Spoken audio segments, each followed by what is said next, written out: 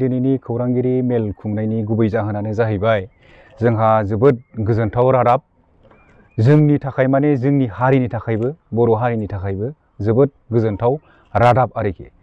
बेयो जाहैबाय जोंनि सावथुन मुलुगनि सोमोन्दै जोंनि सावथुन सिजौ बे सिजौ सावथुना सिगांनिफ्रायनो गोबां नेशनेल इन्टारनेशनेल फेस्टिवलफोरावहाय बाहागो लानानै फिसा फिसौ गिदिर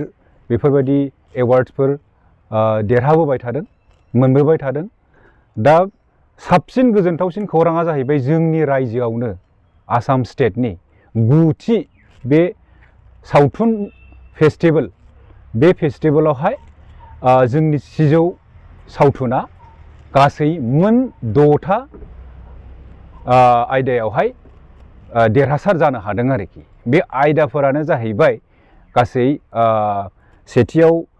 फार्स्ट डेब्यू डाइरेक्टर माने गोदानै बिथोनगिरि हिसाबै आरो नैथियाव एडिटर आरो थामथियाव मेकआप ब्रैथियाव कस्टिउम आरो बाथियाव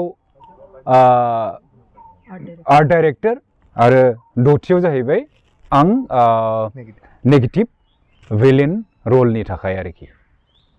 सोर सोर मोननो हादोंमोन बे बान्थाखौ बे बान्थायाव मोननायनि बे सावथुननि गेजेरजों बान्था मोननायनि गुबै आर्टिस्टफोरा जाहैबाय टेकनिकेलाव बांसिन एज एन आर्टिस्ट हिसाबै आंनो बेखौ एक्टर हिसाबै एज एन एक्टर हिसाबै आं आर्टिस्ट हिसाबै मोनदों बेवहाय टेकनिकेल जानायलाय बेहाय गुबुन हारिनि मानसिफोरा जोंजों टीमाव मावफानानै दा बिथांमोनहा बेखौ मोनदों आरोखि बिथांमोननि मुङानो जाहैबाय मेकआपआव बिश्व कलिता बिथाङा आसामनि गोबां सावथुन सिरियालफोरावहाय मेकआप खालामबाय बिथाङा मोनदों आरो बिनिफ्राय साउन्डआवहाय देबजित चांमाई होननाय दा देबजित चांमाई होननाया बिराद गोबां गिदिर गिदिर बलिउड मुभिफोरावबो माने साउन्ड डिजाइन खालामबाय आरोखि जेरै बर्फी बाहुबली बेफोराव आरो गोबां आरोखि दा बेजों खामानि मावफानो मोननानै जोङो जोबोद गोजोननाय मोनदों दा बिथांनि मावनायावहाय जोंनि सिजौ सावथुना मोजां रोखोमै साउन्डनि माबाफोरा बेरखांदों आरोखि दा बेनिफ्राय एडिटराबो बेहाय गोबां बिफाव लादों बे एडिटरनि बिबो गोदान एडिटर थेवब्लाबो बिथाङा गोदान एडिटरब्लाबो जोंनि सावथुनखौ जोबोद मोजाङै एडिट खालामनानै बेसिम लांनो हादों आरोखि बिनिफ्राय गिबियावनोथ' जाहैबाय जोंहा डाइरेक्टर बे डाइरेक्टर बिथाङाबो बे सिनेमाया बिथांनि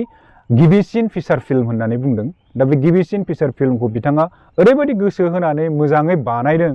जे माने गोबां रिसार्च खालायदों स्क्रिप्टनि सिगां गोबां डिसकासन खालामदों बयनावबो इन्टारभिउ लादों सोंदों बेनिफ्राय जोंनि सिजौ सावथुननि गाहाय प्लटआथ' जाहैबाय इन्ड' भुटान माने भुटान रायजोआवबो थांनानै गोबां रिसार्च खालामहैनाय जादों दा बेनिफ्राय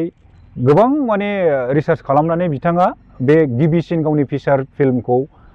बानायनायावहाय बे साक्सेससिम फैनो हादों आरोखि रायजोफोरनिफ्राय माबायदि अनसायनाय मोनदों होनना फोरमायगोन बे सावथुनखौ बे सावथुनाथ' अलरेडि जोंहा 2020आव रिलिज जाखांबाय बेवहाय गोबां रोखोमनि गोबां माबा जायगायावहाय जोङो पेन्डेलावबो श' खालामदों जोंनि जायनाखि प्रजेक्टर श' खालामो जोङो लकेलावहाय बेफोरावबो मोजां रेसपन्सखौनो मोनदों आरो बिनिफ्राय जोंहा सिनेमा हलावबो बेखौ रिलिज होदों आरो बिनिफ्राय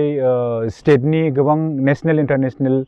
फेस्टिवलफोरावबो बाहागो लाहैनानै गोबां मोजां रोखोमनि रेसपन्स मोनदों आरोखि